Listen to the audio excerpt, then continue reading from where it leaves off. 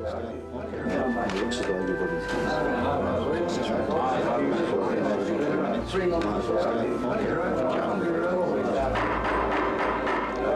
evening, gentlemen. Good evening. I would like to thank you all for your attendance. As I am sure you're all aware, we meet once again to discuss the impending changes to be made by the Rugby Football Union and the Rugby Football Union's rejection of the Lancashire and Yorkshire Rugby Football Union of senior clubs. Aye. Clearly, gentlemen, we are not being taken seriously by the Rugby Football Union. We need to protect our collective interests. And the interest of our players. Aye, let's have a fair payment for that when he's playing football instead of working. And let's have it above board. No, we can't have the threat of suspension hanging over our heads just for the sake of broken time payments. Sorry, we'll all be suspended. We are all aware that the Rugby Football Union proposes to expel anyone found paying broken time. Gentlemen, I am not proposing we condone professionalism. I am proposing payment for bona fide broken time. Let's treat our players fairly. Aye, it's all right for them that can afford to live without wages, but our players can't afford to lose any money. We cannot support a game for the classes and not the masses. Especially since our players have shown their superiority on the field. Not only that, gentlemen, we need nationwide cup and league competitions. We need some sort of organisation. We need to make a stand, gentlemen. I think the time has come for us to form our own union. A Northern Rugby Football Union. Do I have your support? I second. Let's see a show of hands. All those in favour? Aye. And against? Mr. Platt, let the record show that the clubs here represented have decided to form a Northern Rugby Football Union and pledge themselves to push forward without delay its establishment on the principle of payment for bona fide broken time only.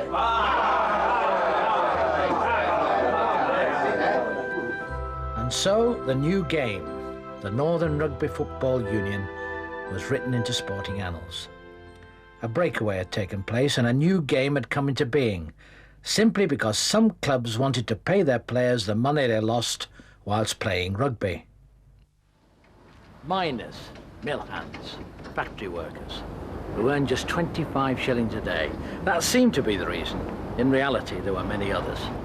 The northern clubs like Huddersfield, Holbeck and Manningham were working hard to establish formal competitions, but they were met with opposition all the way from the Rugby Football Union. The strength of the northern clubs and the success was a bitter pill for southern clubs to swallow.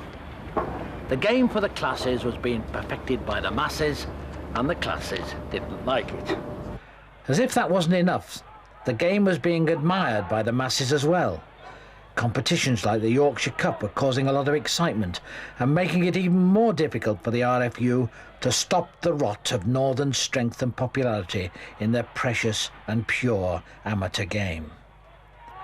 The games, teams and players may have been slow in comparison to today, but they thrilled the men, women and children of northern communities, like those in downtown Bradford, Halifax, Wigan and Leigh. Popularity increased, crowds increased, revenue increased, and players started to move from club to club with the incentive of money. The RFU decided that enough was enough and legislated that players must justify any move to another club and banned professionalism in 1886. Inquiries, witch hunts, allegations, suspensions created more tension, and both sides retreated to their own camps. Eventually, the months of argument came to a head, and on Thursday, the 29th of August, 1895, the Northern Rugby Football Union was formed by 22 teams rooted in working-class towns where rugby was their saviour from drudgery of everyday life. The Northern Rugby Football Union may have been born out of restlessness and dubbed the poor man's game, but its wayward leaders were going to have their day. The Northern Union had fixtures arranged just 9 days after the breakaway meeting on the 7th of September 1895, and had already decided that all clubs would play each other twice, once at home and again on foreign soil. The first 10 years of the Northern Union were years of change, expansion and glory, ending in a game not dissimilar to that of today. The league structure was a problem, though. The league couldn't decide on a format and seemed to dither from one design to another. In the chaotic single division of 1905-06, clubs were free to organise their own fixtures, and the championship was decided on percentages. The league was in turmoil, and most clubs had some grievance or other. But through the pandemonium, the next season brought the system that was going to last. The forerunner to the modern Premiership. The familiar playoff system, where first played fourth and second played third. Halifax, Oldham, Runcorn and Keighley were the first challengers. But it was Halifax that took the honours after outwitting Oldham 18 points to 3 in the final at Fartown.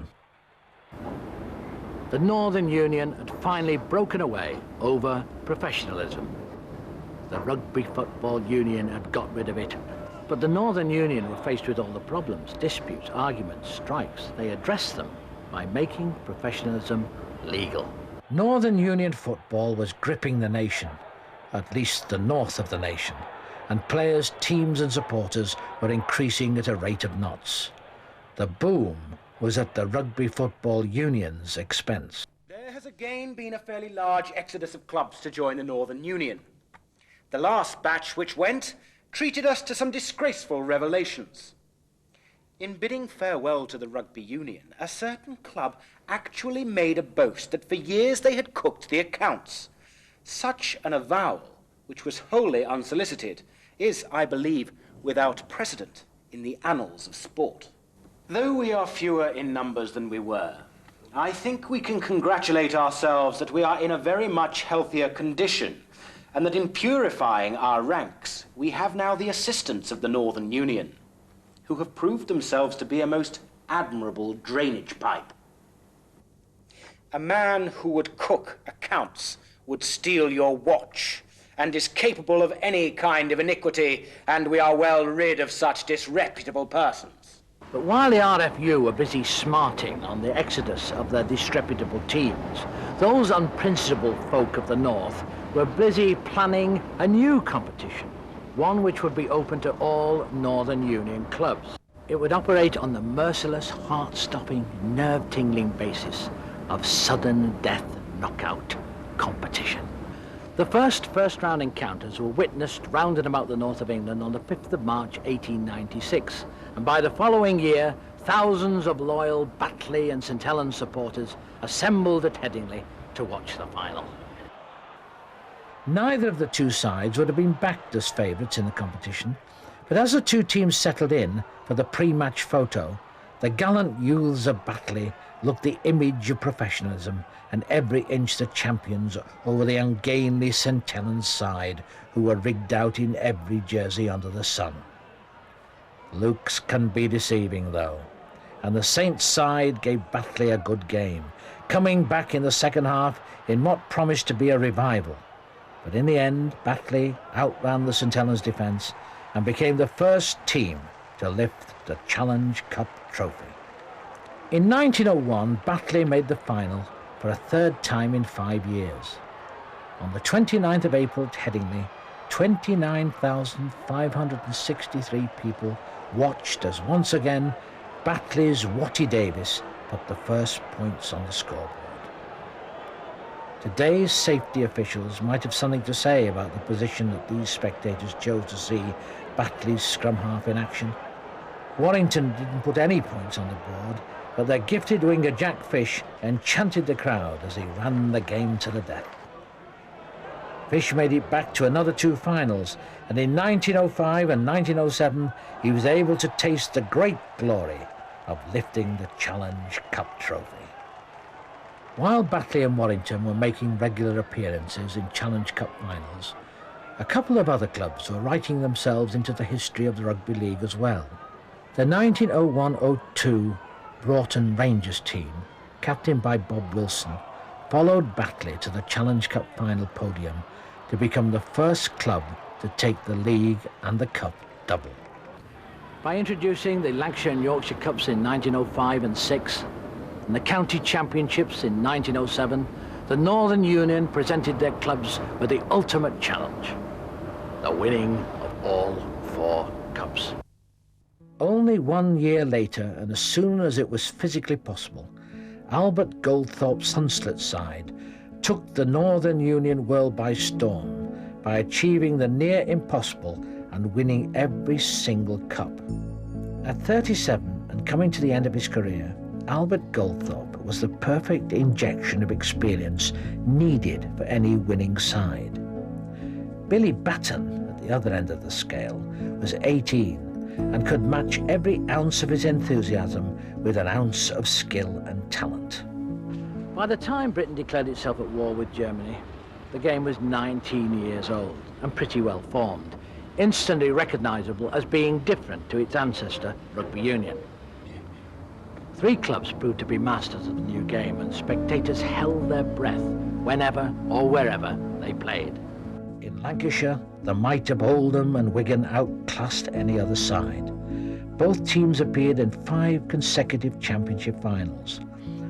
Oldham were also twice winners of the Lancashire League, 3 times winner of the Lancashire Cup, and twice runners-up in the Challenge Cup. Wigan, who had the edge of the 2 Lancashire clubs, were 6 times Lancashire League Championship winners, 3 times Lancashire Cup winners, and once runners-up in the Challenge Cup.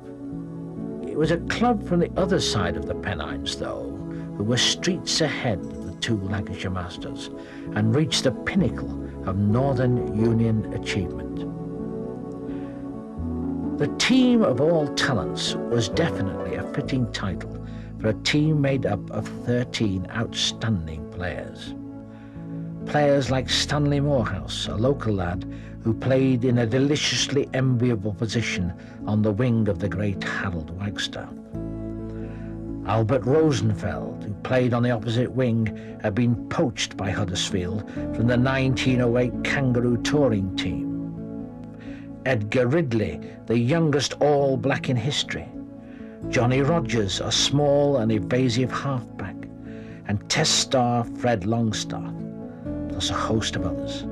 Each one was brilliant in their own right, and combined as a team under the leadership of the awe-inspiring Harold Wagstaff, they were unbeatable. And in 1914-15, on the edge of war, they became just the second team to take all 4 cups. Besides talent, skill, and an incredible list of honours, all 3 clubs had one thing in common. They all had players drafted in from every possible area of the rugby league world. Northern football had spread incredibly in its 20 years, and early administrators sought to establish international games to compensate for their players' loss of international honours. In 1904, though, the Northern Union made plans to rectify the situation, and a match between England and the other nationalities was staged as a kind of showpiece to promote international rugby. But the Northern Union was crying out for true international competition, and their voice was heard by a young New Zealander working for the post office in Wellington, Albert Henry Baskerville. They inspired him to join up with George Smith and bring a New Zealand touring team to Europe to play under Northern Union rules. Not the All Blacks, but the All Golds, the name given to them by the New Zealand press because of their association with professionalism, played 3 rugby union games at Sydney on the way over, and sold their idea to the star of Aussie Rugby Union, Dally Messenger, who joined them as they left for England. The first proper international was played on the 1st of January 1908 against Wales at Aberdare. Between 50 and 20,000 people came to watch, and although they were unlucky, losing the first test, they won the second and won the third. It didn't take long for others to follow. In 1908, an Australian New South Wales Rugby League of 8 clubs was founded. Shortly after, they embarked on a tour of Great Britain, captained by Dinny Lutcher. Their vice-captain, Dally Messenger, was fast becoming a seasoned tourist and was in England on his second tour that year. The professional Australian touring team, predictably dubbed the Kangaroos, must have had high hopes when they drew 22 all in the first test, but they went down in the second and the third. When they got back to Australia, Northern Union took off fast, and the Aussies were back on British soil representing their country again in 1911-12. The relative novices caused a big to-do and gave England a sign of things to come, because they won 28 of their 35 matches and almost made a clean sweep in the tests to carry home the Ashes. In 1910, the British Northern Union Stars got their first chance to tour when they accepted the Australian and New Zealand invite to play their game in Australasia, but only on Northern Union terms, a large percentage of the profits on a sliding scale. The Lions won the first 2 tests in Australia and the only test in New Zealand to bring the Ashes home. 4 years later, Harold Wagstaff led the second tour to Australia and New Zealand. The Test series was all square by the third when he led his team into battle. And though 3 of the Lions' key players, Frank Williams, Douglas Clark, and Billy Hall, were taken from the field, the remaining heroic 10 still won in what was to become known as the Rorke's Drift Test, and so claimed the series. The Northern Union's persistence to expand their game and scandals in rugby union clubs over illegal payments gave them the ideal opportunity to expand their game. Disgraced rugby union teams in Wales supplied regular new recruits to the Northern Union ranks, and teams were formed in Merthyr Tydfil and Ebervale in 1907-08. Others came and went at different points. The Ebervale team seemed to be strong enough to last the distance, and they managed to reach the third round of the Challenge Cup in 1910. But by 1912, all the Welsh teams had petered out, and there was a temporary lull in Welsh activity. Expansion in the southern counties, where rugby union was a sacred game, was even harder. But in 1910, the formation of a team at Coventry made it seem that the Northern Union had made its first step southward. After 3 years, the club folded, and the league's southern expansion quest was temporarily laid to rest, because the First World War had started. At first, it was business as usual, but as the war gathered speed, the game was thrown into turmoil. All the 1914-15 season was played without problems, but by the 1915 annual general meeting, the war had hit the country hard. Gentlemen, the war has thrown the game into turmoil. Some kind of action must be taken. It has been decided that except for schoolboys and intermediates under the age of 18, competitive football under Northern Union rules should be suspended for the duration of the war.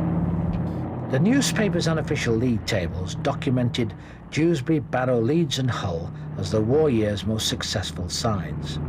But while Dewsbury were enjoying relative success, coming top of the merit tables for 2 years, other clubs were really experiencing the hardships of war. Clubs like Broughton Rangers, Oldham and Wigan just managed to hang on by selling their stands and letting their pitches out for grazing. But the less fortunate ones like York, Wakefield and Huddersfield had to be content with a period of rest until the news of peace was on everyone's lips. The war did bring a temporary halt to one long-standing bitter battle, and Northern Union players were given the chance to play rugby union for the first time. On April the 18th, 1916, 10,000 spectators came to Headingley to watch the North of England military play the Anzacs and make sporting history when the North, including some of the Northern Union's finest, beat the Anzacs 13 points to 11. The Northern Union wasted no time, because by January 1919, proper Lancashire and Yorkshire leagues had been reformed, and by the 22nd of January, professionalism had returned. In the Cup, Huddersfield were back on the trophy trail. They'd only just reformed in time, but were still strong enough to take the honours, and so it went on. By the time they met Hull in the Championship final, they'd already collected the Yorkshire Cup, the Yorkshire League Championship and the Challenge Cup, and looked set to take all 4 cups for the second time. 5 Huddersfield players were on tour with the Lions, but they were still 2 up in the closing minutes when Hull's mighty centre Billy Batten scored the clinching try and made his team 3-2 winners. At the end of the 1920-21 season, Lee, in 20th position in the league, shocked a 25,000-strong crowd when they beat favourites Halifax 13 points to 0 in the Challenge Cup final. Huddersfield dropped to an unbelievable 14th place in the league, and Leeds paid a fantastic £1,000 transfer to lure the talented winger Harold Buck away from Hunslet. In 1922, the title of the Northern Rugby Football Union was dropped, and the last traces of the game's association with Twickenham were gone. From then on, the game became known as the Rugby League. 7 years later, the most far-reaching change of the decade was made, and a Rugby League legend was created. The Challenge Cup was quickly growing into a Rugby League phenomenon. The northern stadia were struggling to accommodate the 30,000 gates, and the Take the Game to London lobby were making their voices heard, louder than ever. The chaos of the 1924 final between Oldham and Wigan at Rochdale, when spectators spilled onto the pitch and players had to run through them to score tries, brought matters to a head. By the time the 1929 final came around, a decision had been made. The Challenge Cup final was coming to Wembley. The first 2 teams to go with it were Dewsbury, a side made up mainly of raw Yorkshire talent, and a Wigan team bulging with crack RU and RL players drawn from far and wide. Legend has it that in trying to create a spectacle for the watching world, the Rugby League dictated to both teams that they must play open and creative rugby. No problem to the skilled ball handlers of Wigan, but for Dewsbury's straight down the middle, forward-dominated side, it was like playing a different game. Wigan took early control and never lost it. Jim Sullivan, the Wigan folk hero, scored the first ever Wembley points with a penalty goal, and Sid Abram, the Wigan standoff, ran a historic 40 yards to score the first ever Wembley Challenge Cup final try. Jack Davis, the Dewsbury fullback, gave his team their only points. Tries from Lou Brown and Roy Kinnear smashed any hopes that Dewsbury might have had of winning, and wrote Jim Sullivan into the history books as the first ever Rugby League captain to hold the Challenge Cup aloft in Wembley Stadium. In their 1929 Wembley win, Wigan had put the finishing touches to their 1920s success story. The key to Wigan's success seemed to be their ability to attract players from all over the place. Welsh Rugby Union stars like the ace fullback Jim Sullivan, kicker of 2,867 goals in his career, and other outstanding overseas players. Wigan may have been the glamour club of the 1920s, but in the achievement stakes, another club was way out in front of them. They possessed 2 of the most exciting qualities a rugby league team could hope for: a strong, intimidating pack and a skillful, experience-driven backline. The mighty Swinton seemed to sweep all that lay before them. The Lancashire League 3 times, the Lancashire Cup twice, the League Championship twice, and the Challenge Cup twice. In 1927-28, they eclipsed their contemporaries when they became the final team to do the near impossible and win all 4 cups. There must have been something in the Manchester air, because the end of Swinton's glory years marked the beginning of their closest neighbours and greatest rivals. The team dubbed Les Diables Rouges by an excited French population when they watched their awe-inspiring play, Salford were one of the first teams to make a visit to France, and the awaiting crowds hadn't seen anything like it. The immortal Salford side gave their hosts a spectacular display of strength at the front and speed in the back, in the same way as they did here against Barrow in 1938. The French may have named them the Devils, but Salford were the Angels of rugby league, and it was only the Second World War that put a stop to their collection of punts. 5 Lancashire Leagues, 4 Lancashire Cups, 3 Championships and 1 Challenge Cup, won partly under the captaincy of the magnificent Gus Risman. When the horrible reality of war hit the country in 1914, the Northern Union shelved its plans for further expansion to concentrate on a more important issue, survival. And when the war came to a close, revival. By the 1920s, the game overseas was going strong again. And within 2 years of the end of the war, Australasia was hosting a Lions tour led by Harold Wagstaff. The Aussies had regained strength quickly and secured the Ashes in the first 2 series. The 1924 and 1928 tours to Australia were more successful, and both times John T. Parkin led the Lions to victory. On the home front, the game seemed to stall, and before the 1928-29 season, only 5 new teams had joined the league, and they were Featherstone, Wigan Highfield, Castleford, Pontypridd and Carlisle. It was this desire to succeed at club level that ensured that the good word was spread.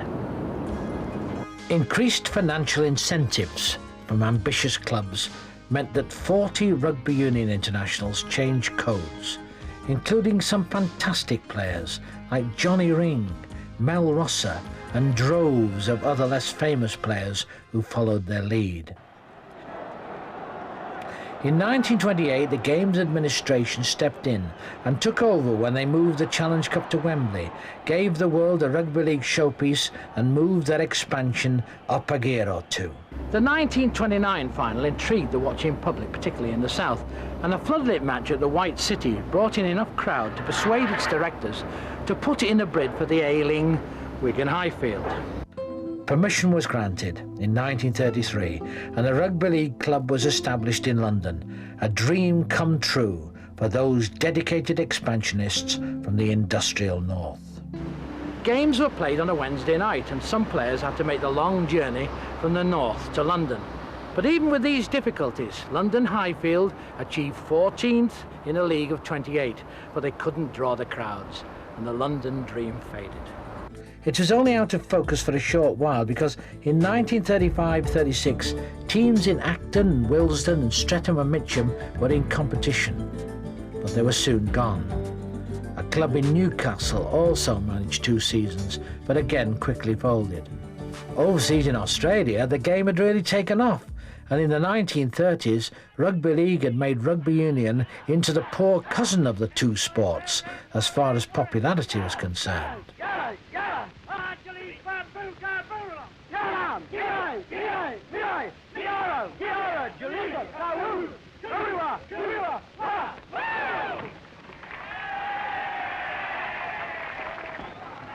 Having shown Movietone that they can perform a haka, the Australian Rugby League footballers start on their journey to show England that they can play football. The Australians were regular tourists and hosts of the Ashes series, but the game's strength at home wasn't reflected in the national side's performance on the field of international competition. 5 Ashes series were contested in the decade before the Second World War. 3 played on English soil and 2 on Australian. Britain won the lot. The first in 1929-30 in Great Britain was one of the most controversial on record. 1 test all by the 3rd and the teams were set for a competitive match. The Kangaroos seemed to have the upper hand for the whole of the game, but it was still 0-0 in the dying minutes when the Australian scum half whoosh went over in the corner. A last-ditch tackle by British loose forward Fred Butters took down the corner flag and the try was disallowed. The Australians were devastated and called for a 4th test, and for the first time a 4th test took place.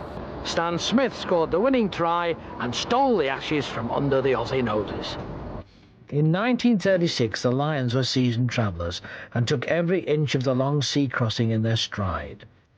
It wasn't all rest and relaxation, no. The boys still had to keep up their training and prepare their finely tuned British muscles to face their hefty Antipodean opponents.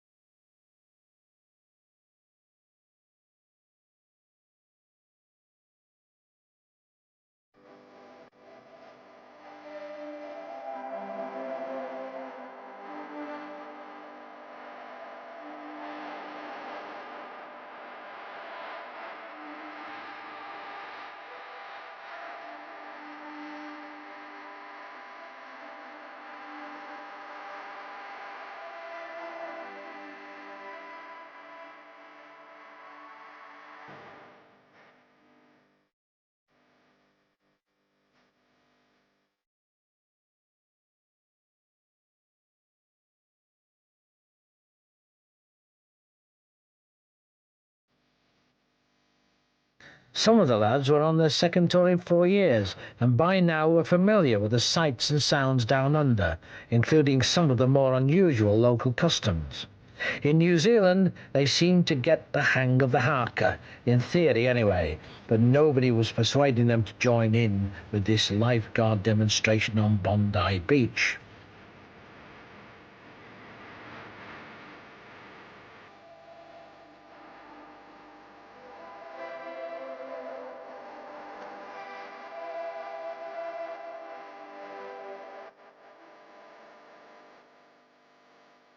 The training on board ship might have been unconventional, but it seemed to work. The Lions only lost 3 games out of the 25 they played in Australia, steamed through New Zealand undefeated, and victoriously carried the Ashes back on the long journey home to England.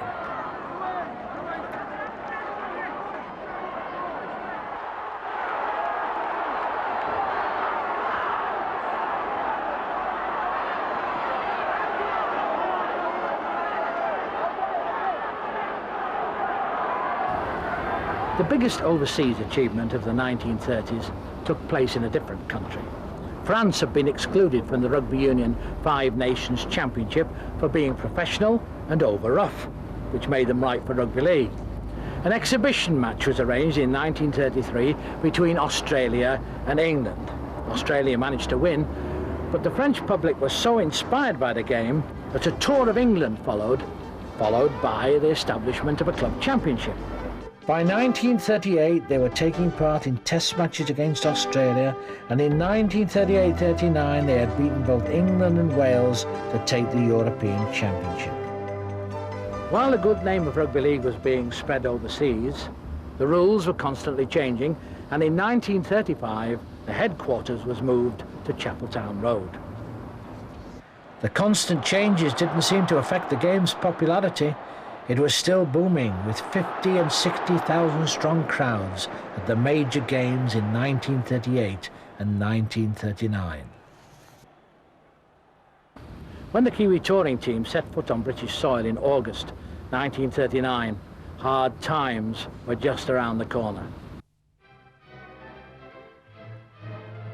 Following the announcement of Germany's invasion of Poland, New Zealand have now played the last game of their shortened tour and are on their way home. Let's hope we'll see them again soon. At the beginning of the war, an emergency committee was set up to oversee the game. As the war got going, pitches were called up for military service as drill grounds or for storage. Crowds were restricted in case of air raid, and games were played on a Lancashire-Yorkshire basis, with the winners of each division playing off for the championship. The league managed to keep the championship going till 1940-41. At that point, the Lancashire Cup was closed, and Wigan and Oldham, God help us, played in the Yorkshire Cup. As far as the emergency leagues were concerned, the heroes were Dewsbury, again apparently revelling in wartime conditions under the pioneering hand of Eddie Waring. Tours obviously had to be shelved in wartime, but international matches carried on after a fashion and under Union rules. England and Wales met in services matches, and once again rugby league players were deemed fit to take part. Northern Union players may play alongside rugby union players only in bona fide naval and military teams. Munition workers cannot be regarded as naval and military players. These rulings only apply during the war. The likes of Gus Risman and Trevor Foster regularly took their place in a Welsh rugby union side. For all the die-hard rugby league supporters, the greatest confrontations of the war were staged far away from the battlefields of Europe, on 2 rugby league grounds in the north of England.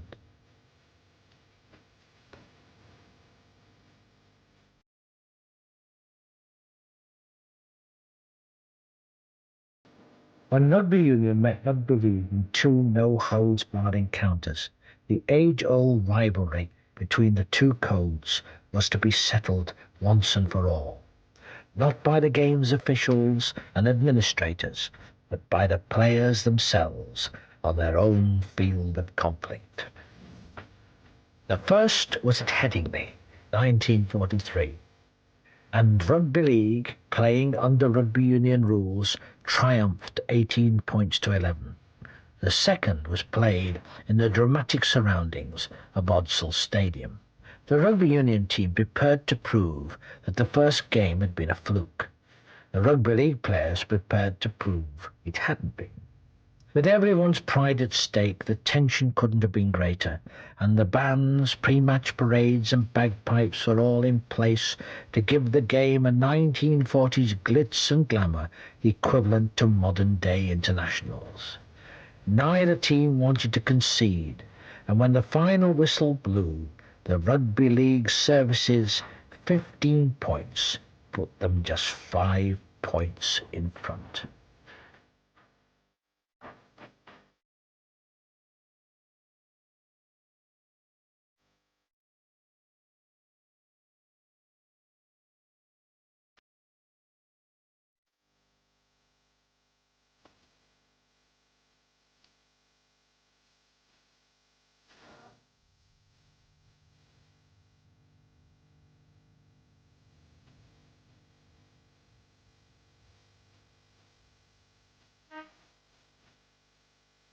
League had won the point and proved their point, but the rift between the 2 codes were far from healed.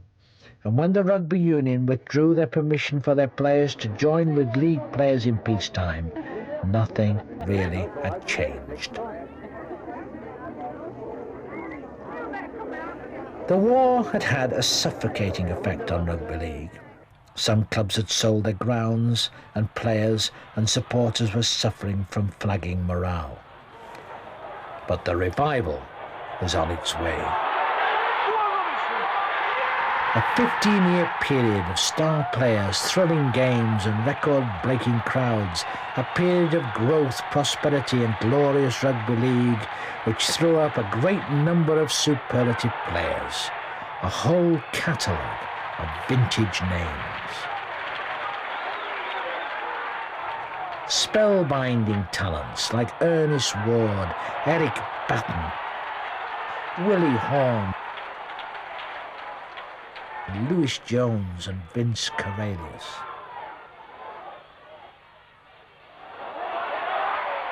Young prodigies like Billy Boston and Mick Sullivan made their rugby league debuts, and established maestros like Gus Risman and Trevor Foster saw the end of their careers. The 1945-52 Wigan team added to the glittering roll call. They combined all the essential elements of a great rugby league team and were challenged only by Brian Bevan's mighty Wellington. I remember the first time I come up to Wigan to watch a game. I come up to watch a game and it was Wellington and Wigan at Wellington.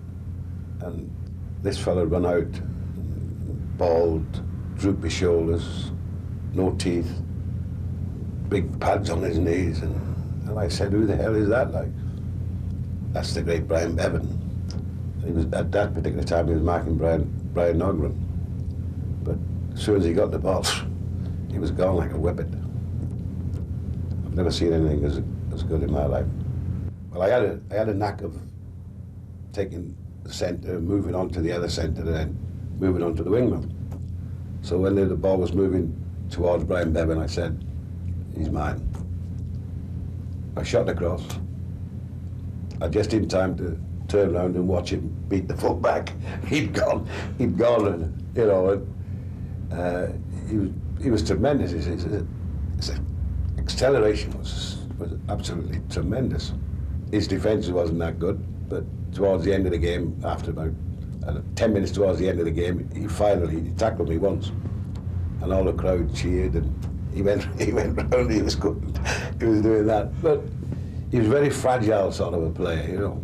I remember one time we played and I come across the wing from my wing to tackle him in the corner, just round the waist and slid down, and he scored up. So I tapped him on the back and said, "Good lad, Brian," but no movement. So turned him over, and his eyes was going like, you know, he was so fragile, you know. You never put a hand on him normally. Brian Bevan, attacking, tremendous. On their home territory, Wigan were unstoppable, whatever the weather.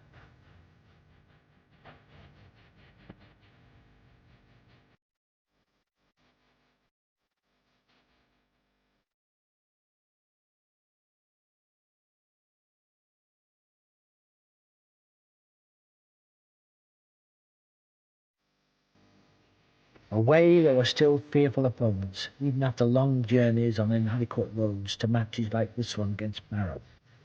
The fans were as invincible as the team. The game was disappointing for them, though, because the might of Furness triumphed to take the close-run contest to an 8-7 victory. The whole of the game's experiencing a boom in supporters. But it was the next decade that gave Rugby League its finest turnout of spectators in its history, when the new tower of Rugby League virtue, Warrington, met Halifax in the 1954 Challenge Cup final replay at Odsal Stadium. The first edition of the final had all the pomp and ceremony of a Wembley final. But as far as rugby goes, it was uninspiring. And it was sinking feelings all round for fans and players when the contest ended in a 4-4 draw. The replay was the first since 1910, and this was truly a spectacular affair. Different eyewitnesses all have different experiences. Some could see everything, some could see nothing. Some could see a bit, but most feel sure that there were a lot more spectators than the 102,569 recorded. The players had to push down through the fans, drawn from all over Lancashire and Yorkshire into the Odsal Bowl, and were faced by a breathtaking blanket of heads. It was the biggest post-war football crowd of any code seen since the war, a record which still stands. The terraces were made from pressed down ashes and railway sleepers, which some eager fans have dug up and piled on top of each other to give them a better view to see Challoner score the first try of the match. It's a miracle there wasn't a major disaster, especially since the fans moved around looking for a better position, regardless of the number of people in the stadium. In the second half, Halifax seemed to be applying pressure, but they had to settle for 4 points from 2 Griffiths penalty goals. Soon after, Jerry Helm went over in the corner to take the Challenge Cup trophy for the second time in 4 years. Oh, how we rejoiced. In a matter of only 3 days, the two captains were facing each other again over the toss of a coin in the championship final. The powerful Warrington side were victorious again. The Warrington folk eagerly lined the streets for the return of the Primrose and Blue heroes, led by the one and only Brian Bevan. The real crowd boom was coming to the end by now, and the blame was being laid on TV's door.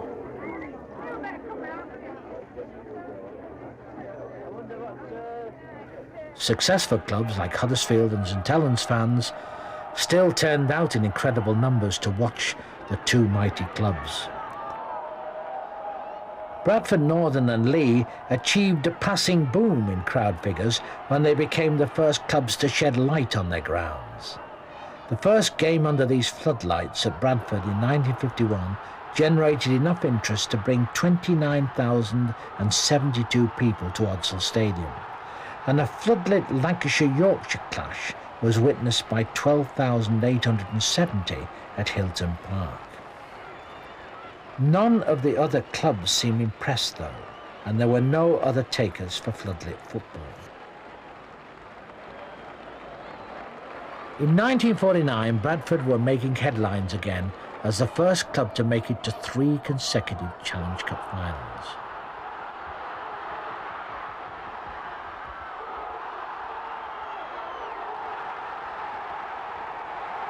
Almost as soon as the war had ended, the Rugby League administration began to turn their eyes back to their expansion plans, and in 1945 a West Cumbrian outpost was established in Workington, closely followed by one in Whitehaven. A quick succession of new teams followed, and Rugby League seemed to be spreading at an amazing rate. But though Rugby League found it consistently difficult to establish the game in rugby union areas, some newly established clubs did survive, and others went even further. Workington Town had unbelievable success in its early years. It took only 7 years before they had won the Championship and the Challenge Cup, and by the time they had celebrated their 13th birthday, they had made 3 appearances at Wembley, directed by the still magnificent player Gus Risman.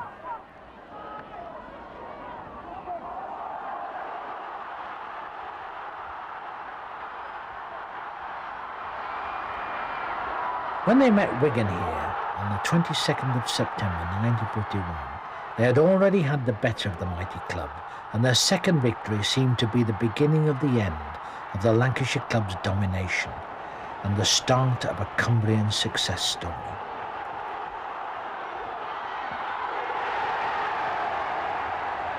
Further down the coast, Barrow made 3 Wembleys in 6 years as well. In 1955, the 2 mighty northwestern clubs met in the final. On the great day of the Rugby League Challenge Cup final, London streets were full of Barrow and Workington supporters. In fact, there was quite a little invasion of the big city. Many went to have a look at Buckingham Palace, always a big draw for visitors, and indeed for Londoners themselves.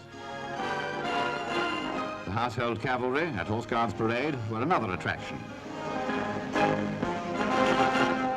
Trafalgar Square and the famous pigeons also welcomed the visitors from the northwest of England. But of course everybody's destination was Wembley, and to Wembley they now came in their thousands. Rivalry was naturally very keen, and no one left any doubt about which team he was backing for the cup. It was a fine day for a great event, and the holiday mood, coupled with mounting excitement, was everywhere in evidence.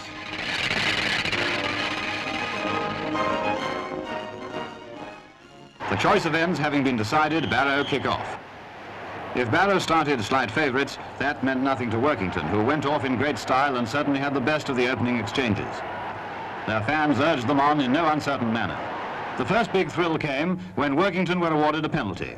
That brilliant goal kicker Tony Paskins took it, and Workington led by 2-0. The Duke, accompanied by Lord Derby, must certainly have been enjoying every moment. Workington now kicked off in the second half, a half which was destined to produce one sensation after another. And presently another penalty came their way. Once again, Willie Horne made no mistake, and Barrow were 2 points up.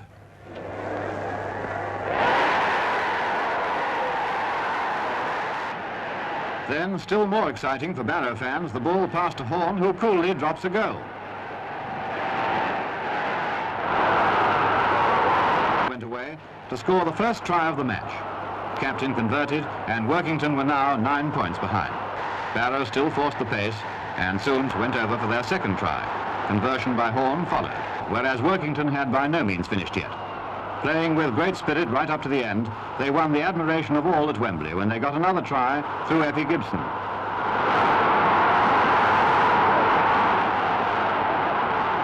Paskins did the rest, and the score was 12-21.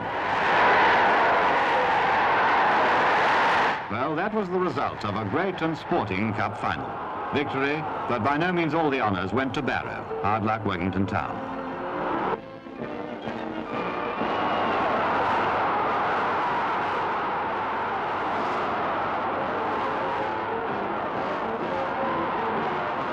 Every spectator within reach wanted to touch the cup for luck.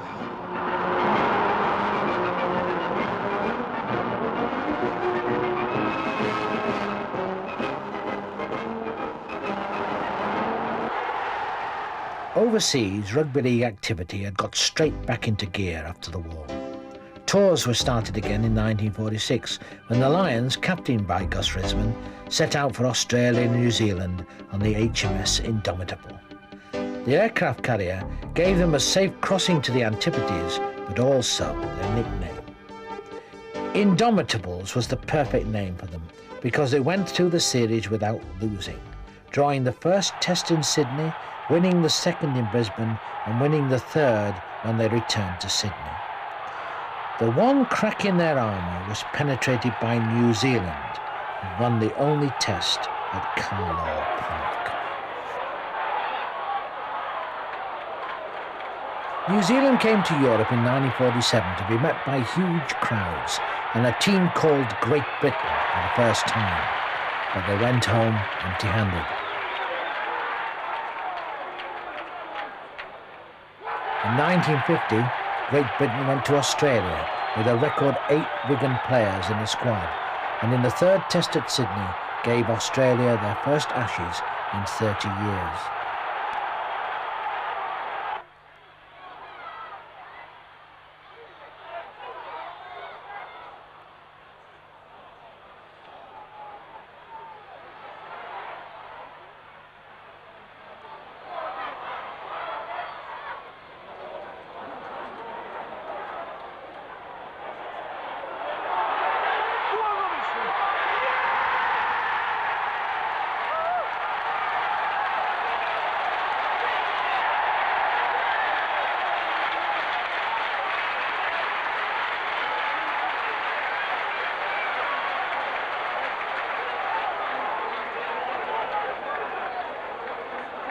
The 1954 tour gave the Lions a chance to show off their two most exciting newcomers, Billy Boston and Lewis Jones.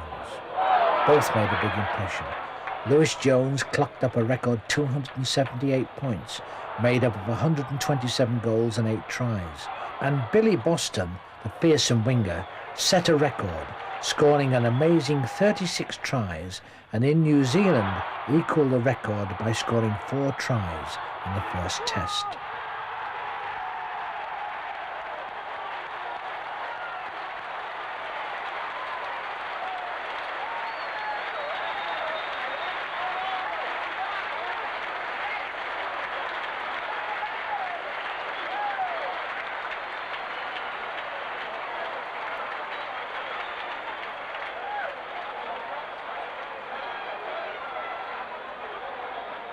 In 1958, the Lions fought their most difficult battle since 1914.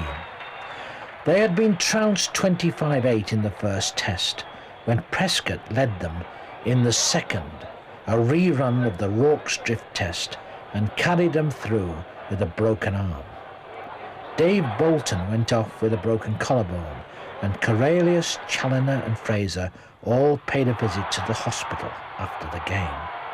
They still won, and their spirits never lowered again because they thrashed the Aussies in the third test to take the series.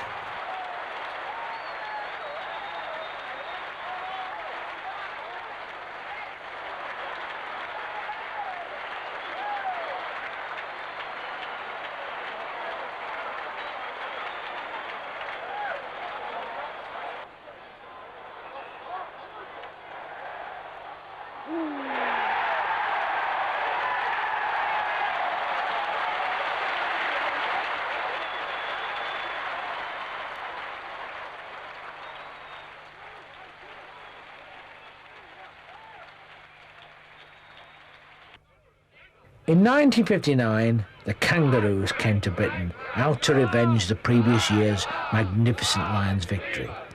It seemed like they might just do it when they swept away Great Britain's first Test challenge and launched their own young prodigy, the awe-inspiring centre, Reg Gasnier. They didn't do it, but were incredibly unlucky in the second and third Tests because the scorelines for both were extremely close, and so they went down in history as the last Australian touring team to lose the Ashes on British soil.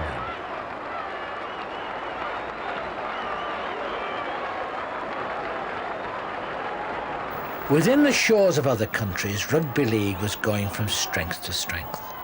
By the time France met England at Wembley, enough short tours had gone back and forward for the French side to gather enough strength and speed to run out clear winners 12 points to 5. Close behind in 1950 came another international team, this time from Italy. They lost all their games, but the sport so prospered when they returned home that another team arrived in 1954. Despite a lot of support from the Rugby League, the Italians couldn't perform on the field, and they went home again without a win. At home, the Rugby League boom was over. Crowds were falling fast, and by the 1960s, the game's dwindling popularity was a serious worry for everybody. The drop in the crowds forced the game's custodians to have a long and purposeful look at their sport, and change one thing after another in search of a reason for its declining support. The main culprit in most people's eye was TV. By 1960, both BBC and ITV were televising matches, and people could sit in the comfort of their own homes to support their favourite side. There wasn't a lot the league could do about it, especially because it brought a precious source of revenue and publicity. People blamed the lack of interesting characters because of a ban on overseas players as well. Even though British clubs had players like Billy Boston, Vince Corellis, Alex Murphy and Neil Fox on their books, the speculation was enough for clubs to turn to signing players from South Africa and Fiji and even other sports. A long line of players came from South Africa, but the most magnificent and certainly the most lucrative overseas signing was made by St Helens, who just pipped Wigan to the post to import an ex-rugby union Springbok, a player with lightning pace, Tom van Vollenhoven. At 22 years of age, Van Vollenhoven was as strong as he was fast. His amazing talent tantalised every crowd he played in front of, and his incredible try-scoring ability made him one of the most devastating wingers ever to play the game. Vollenhoven's going to score, and Vollenhoven scored another great try. After Vollenhoven, and Vollenhoven will score. He'll score in the corner. Crowds still fell, and it was only cup matches and major league fixtures that brought decent gates. The next to come under scrutiny was Saturday fixtures, and Sunday games were introduced to allow Saturday workers to go to the games and to avoid clashes with other sports.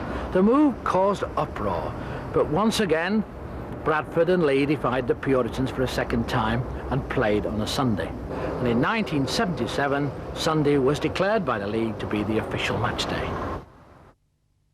In the long term, there wasn't much change to numbers, and the officials were left still looking around for something to blame. Eventually, they decided there were too many league games. Bradford Northern's folding in 1963-64 was the last straw, and the ashen-faced league abandoned the two-division experiment a year early. In 1964-5, the game was back to one division, with a playoff of the top 16 teams instead of the old 4.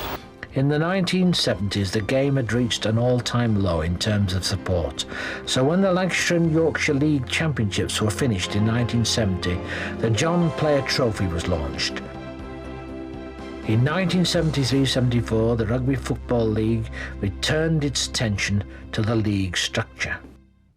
Well, in fact, if you look at the history of the Championship, I'm a great believer. I'm not a believer in playoffs. When you played all season, in 9 months of different conditions, different injury problems, suspensions, loss of form, really the champions are the team that finish at top of the table having played their quota of matches.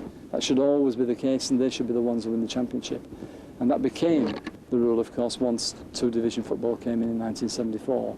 Previous to that, you had a top 4 playoff, when in fact a team who just suddenly hit form at the right moment could pinch the championship trophy in a couple of matches at the end of the long, hard season. The merit of winning your trophy, having played every match, has to be right. What we did retain over those early periods in the 80s was the principle of an end-of-season merit trophy. So the champions received the championship as truly the best team over the whole of the season.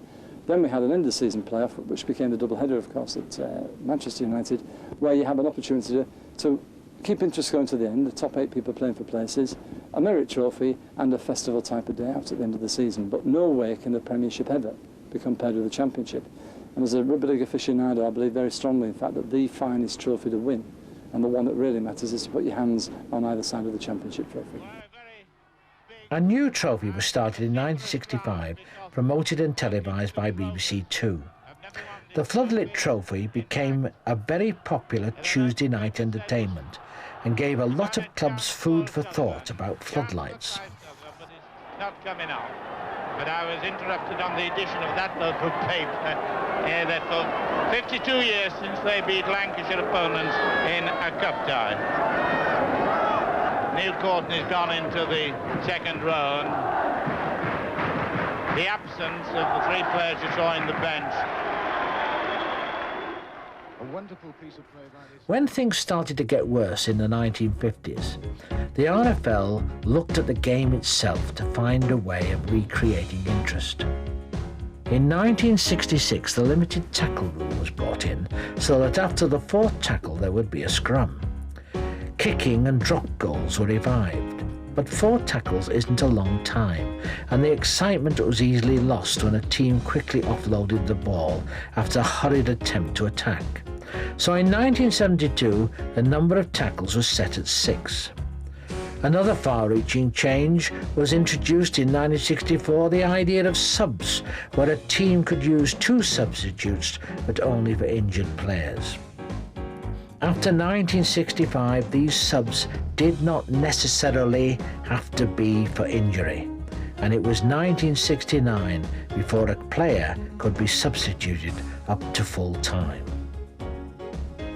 Overall attendances never did regain the level of the 50s, in spite of all the attempts made by the league to repair the damage. The star teams didn't really have anything to worry about. A big clash between the likes of St Helens, Wigan, Wakefield, Leeds and later Salford was still enough to raise a decent crowd, especially when the venue was the breathtaking Wembley Stadium and the match the Challenge Cup final. Wigan, Wakefield and Leeds regularly made appearances at Wembley in the 1960s and from time to time met each other to give fans a nerve-tingling display of rugby league at its best. 94,672 turned out to see the arch-rivals St Helens and Wigan contest the 1961 final and were rewarded with a passionate battle. Wigan were back on form, fuelled by their Wembley wins in 58 and 59, and inspired by the class of McTeague, Boston, and their captain Eric Ashton. They gave it everything they had, but were simply outclassed by the Saints, who combined the remarkable talents of Alex Murphy and Tom van Vollenhoven in the backs, and Cliff Watson, Dick Huddart, and the formidable Vince Cornelius, the wild bull of the Pampas, in the forwards. At half-time, the Saints led 5-2, but 5 minutes into the second half, Fred Griffiths kicked a penalty and narrowed Saints' advantage to 1 point and reapplied the pressure. Saints could soon breathe easy, though, when Van Vollenhoven broke the Wigan defence. His length of the field try went down as one of the most memorable on record and marked 1/2 of a Saints double Wembley win over Wigan. To go and beat Wigan at Wembley is probably one of the biggest occasions in anybody's playing career, and it was mine because Wigan had a very good side.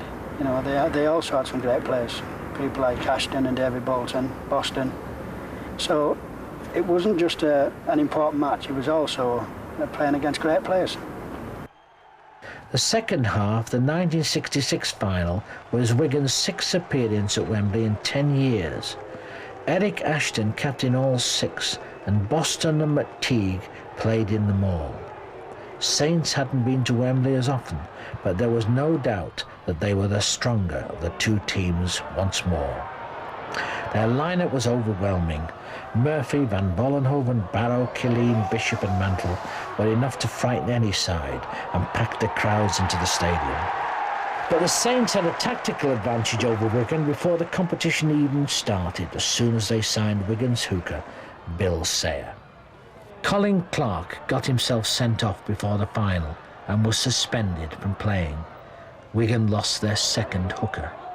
St Helens realised that Sayer would always be the stronger at the scrum, so they created them by deliberately being caught offside, knowing full well that Sayer, the perfect hooker, would make sure that Saints dominated possession of the ball and outclass Wigan at Wembley for the second time.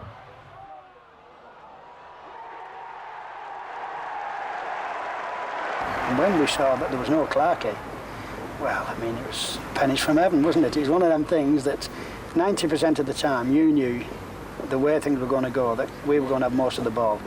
And at Wembley, if you have that, and I think we won out pretty 21-2. Straight after that, isn't it? It was another rule change. That if you run offside, you got the penalty, but you also got the throw-in as well. They changed the rules. It's like with the drop goals, they changed the rules. But, you know, rules are there to be broken. And if somebody can think a way around a rule, I don't think there's anything wrong with that. I think it's people reading the game and doing it the right way. St Helens carried on their success into the 70s, and in 1976 had their highest point when they took the Challenge Cup from Widnes at Wembley 20 points to 5, and the Premiership from Salford at Swinton.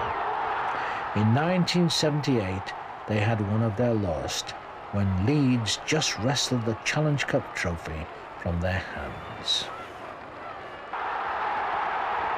Wigan had only managed to win one of their 4 Challenge Cup finals in the 60s, in 1965 when they met Hunslet in one of the most talked about finals in the history of the competition. Hunslet nearly became the giant beaters to end them all. 20 minutes before the final whistle was blown, they were within 4 points of Wigan, who eventually lifted the trophy. It wasn't only the sparkling contest that made the final unforgettable. For the first time ever, 2 players, one from each side, shared the Lance Todd trophy. Brian Gavitas from Hunslet and Ray Ashby from Wigan. Now I want to ask you two the same question I asked the other players. Who would you, Ray, nominate for the Lance Todd Memorial Trophy as the outstanding player? I should give them all one, David. Give them all one. What about you, Brian? Well, if I had to choose one, probably Laurie Gilfeder, who scored so many points. Yeah. Well, I've got a surprise for you both, in fact, because I've just heard that you two have won it and share it. Well, thank you very much. Congratulations. Thank you, Brian. Congratulations. Great stuff. Well done. We hear the voting's absolutely equal, and you two share the Memorial Trophy. Thank you very much. In the late 60s, Leeds had dominated the league, and in 1968 just stole the Challenge Cup away from the sophisticated Wakefield Trinity in a final most remembered for 2 things: the extraordinary weather conditions which earned it the name the Water Splash Final, and the unfortunate but notorious missed goal kick in the dying seconds of the game. It was a sad end to Wakefield's 4 Wembley appearances in that decade, because the other 3 had all ended in convincing victories. When the 70s approached, a new star side appeared and threatened to knock all the champion teams from their pedestals. From a spectator point of view, Salford were definitely a first-class side. Although their only major wins were the championships of 74 and 76, their team of all-stars were fantastic to watch. David Watkins was probably their greatest crowd puller, especially when he was in good kicking form. It was never better than in 1972-73, when he set a new goal-kicking record by booting over 221 goals. From a cup point of view, Widnes were the unrivaled stars. The John Player Trophy was theirs in 75-76, 78-79, and in 77-78 they held the title of champions, and in 78-79 they took the Floodlit Trophy. Towards the end of the 70s, Widnes practically made the Lancashire Cup their own. Their trophy trail led them to Wembley 4 times, and in 1975 and in 1979 they added the Challenge Cup to their collection. Challenge Cup ties have always generated a lot of interest, even from people outside the game. Club loyalties and local rivalries get stronger, but as the final approaches and fewer teams are involved, more and more people focus their attention on the rank outsider, the potential giant killer. In 1967, 2 clubs caught the imagination by fighting their way through the top teams right the way through to the final. In a hotly contested battle, Featherstone, who were 20th, beat Barrow, who were 15th in the league, 17 points to 12.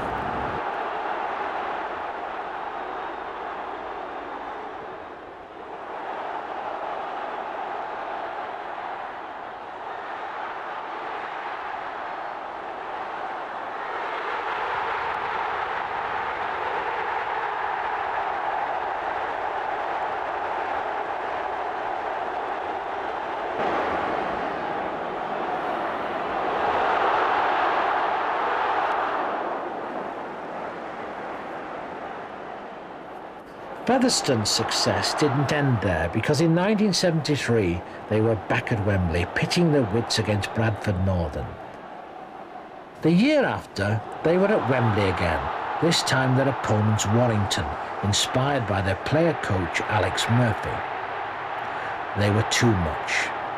At the end of the battle, Warrington won 24-9 and gave Murphy a repeat of his Wembley victory with Lee in 1971.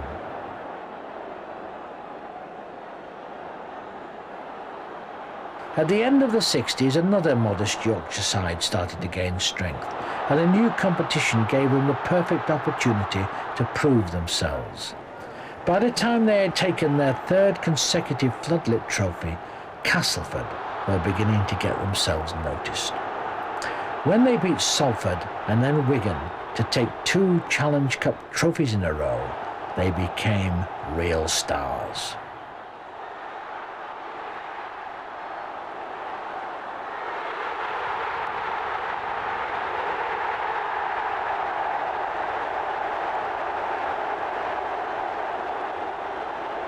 On the international scene, Great Britain started well in the early 60s, but seemed to go slowly but steadily downhill. However, in 1961 and 1965, when 2 Kiwi touring teams visited Great Britain, both surrendered the series.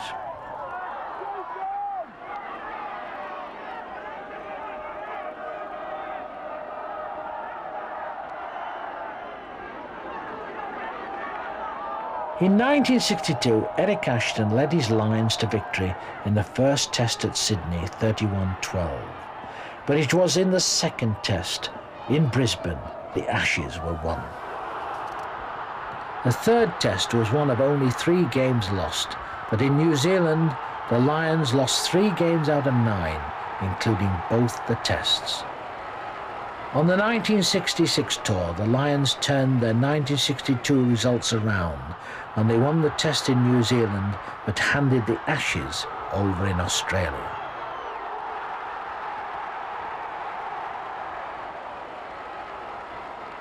The 1967 Australian tour was led by one of the finest Australian centres ever to set foot on British soil, Reg Gasnier. The Kangaroos didn't win the series as easily as they had in 1963, but still, worries about Great Britain's international standing began to circulate. The 1970s Lions, led by Frank Myler, temporarily restored confidence in Britain's international game. They lost the first, but the side was rejuvenated in the second and third at Sydney.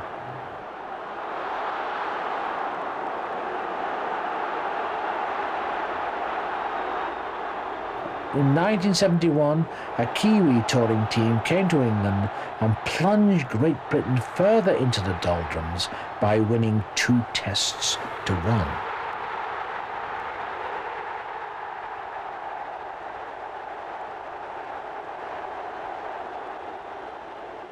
Britain had a short spell of success when they carried the World Cup home from France in 1972, but for the next 10 years they had to be happy with 1 or 2 near victories. When they went to Australia in 1979, they suffered one of their worst ever Ashes defeats. The Kangaroos won every test, and in the first one kept the Lions from scoring a single point. The worries that had started earlier in the decade about Great Britain's ability on the international field began to get stronger. On the home front, the game saw many dramatic changes, most as a result of the Rugby League's meeting with market forces. On entering a new decade, they had, as always, on their mind expansion. And when soccer clubs started offering ground sharing as a means of spreading costs, the Rugby League saw the advantages as well. Not only of spreading the costs, but of spreading the good news and taking their sport outside the Rugby League stronghold. Their missionary work was well rewarded because the first joint venture brought the realisation of a long-held dream, a Rugby League club in the capital of England. In 1980, Fulham Rugby League began sharing Fulham FC's Craven Cottage ground. It was the start of a campaign to establish Rugby League in London. In their opening game, Fulham played a relegated Wigan side and won in a stirring match in front of 10,000 awestruck spectators. It seemed like Rugby League and London were destined for a great future together. But without the support of a reserve team and with players who trained in the north, travelling down to London just for match days, the club couldn't sustain their first division place and were immediately relegated at the end of the season. Without the necessary further investment, a great chance to establish a first-class team in London was lost. After struggling on for 4 years, in the 1993-94 season, the now London Crusaders became the London Broncos and are now more or less guaranteed a place in the 1996 Super League. It seems like London and Rugby League could be destined for a great future after all. Fulham's success in the early 80s seemed to inspire other new clubs to spring up here, there and everywhere, most of them attached to football stadia. Cardiff City, Mansfield, Oxman and